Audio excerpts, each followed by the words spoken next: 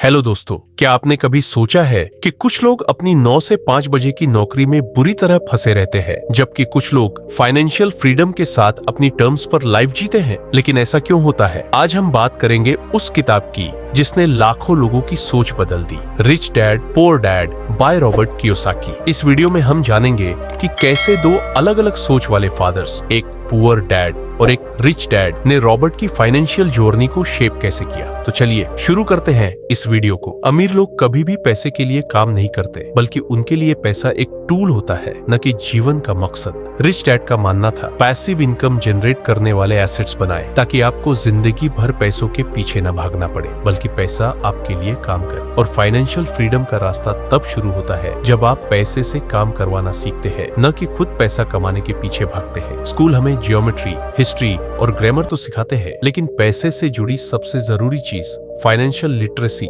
नहीं सिखाते। Rich dad ने रॉबर्ट को सबसे पहली और ईगो बात सिखाई। धन बनाने के लिए एसेट्स और लायबिलिटीज के बीच का फर्क समझे। यानी अगर आप सच में अमीर बनना चाहते हैं तो पहले ये समझो कि एसेट क्या होता है और लायबिलिटी क्या। एसेट्स वो होते हैं जो आपके जेब में पैसे डालते हैं, जैसे रेंटल प्रॉपर्टी या डिविडेंड स्टॉक्स। लायबिलिटीज वो होते हैं जो पैसे निकालते हैं, जैसे कार ईएमआई या लग्जरी खर्चे। पैसा कमाने से पहले ये समझना जरूरी है कि पैसा कैसे बचाया और बढ़ाया जाए, और उसका रास्ता एसेट से होकर जाता है। पुअर डैड का मानना था कि एक अच्छी नौकरी लो, मेहनत करो, प्रमोशन पाओ और रिटायरमेंट तक उसी रास्ते पर चलते रहो। लेकिन रिच डैड कुछ और सिखाते थे। सिर्फ एक नौकरी पर डिपेंड करने के बजाय अपना खुद का बिजनेस या इन्वेस्टमेंट्स बनाने पर फोकस करें। यानी सिर्फ नौकरी पर भरोसा मत करो, अपनी खुद की इनकम सोर्सेज बनाओ। रिच डैड ने रॉबर्ट को सिखाया कि असली कंट्रोल तब आता है जब आप अपने पैसे को अपने हिसाब से ग्रो कर सकते हो, चाहे वो छोटा बिजनेस हो, रियल एस्टेट इन्वेस्टमेंट हो या कोई और पैसिव इनकम स्ट्रीम।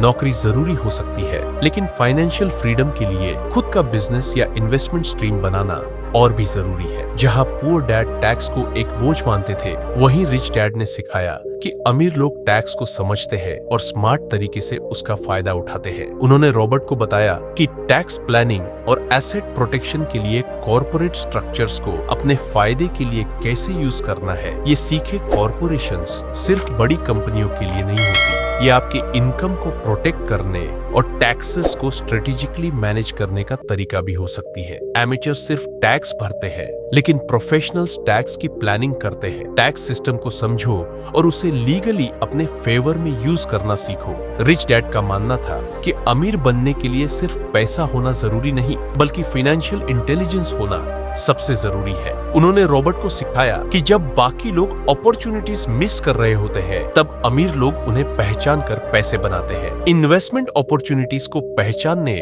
और बनाने के लिए अपनी फाइनेंशियल इंटेलिजेंस को डेवलप करें। इसका मतलब है कि मार्केट को ऑब्जर्व करो, ट्रेंड्स को समझो और वहां पैसे कमाने के मौके ढूंढो जहां दूसरों को रिस्क नजर आता है। फाइनेंशियल इंटेलिजेंस से आप ऐसे मौके क्रिएट कर सकते हैं जो दूसरों को दिखाई भी नहीं देते। पुअर डैड का मानना था कि एक फील्ड में एक्सपर्ट बनो और उसी में करियर बनाओ, लेकिन रिच डैड की सोच अलग थी। उनका मानना था कि अगर आप अमीर बनना चाहते हैं तो आपको सिर्फ एक स्किल पर डिपेंड नहीं रहना चाहिए। उन्होंने कहा, ऐसी डाइवर्स स्किल सीखे जो आपको वेल्थ बिल्ड और मैनेज करने में मदद करे। इसका मतलब है कि आपको सेल्स, मार्केटिंग, कम्युनिकेशन, इन्वेस्टिंग और अकाउंटिंग जैसी मल्टीपल स्किल्स सीखनी चाहिए, ताकि आप किसी भी बिजनेस या इन्वेस्टमेंट को स्मार्टली हैंडल कर सके। पैसा कमाने के लिए काम मत करो, स्किल्स सीखने के लिए काम करो, ताकि आप लॉन्ग टर्म में वेल्थ बना सको। रिच डैड कहते थे कि ज्यादातर लोग अमीर इसलिए नहीं बन पाते क्योंकि वो डर और शक से घिरे रहते हैं। डर पैसा खोने का, जॉब सिक्योरिटी खोने का या फेलियर का। Self doubt,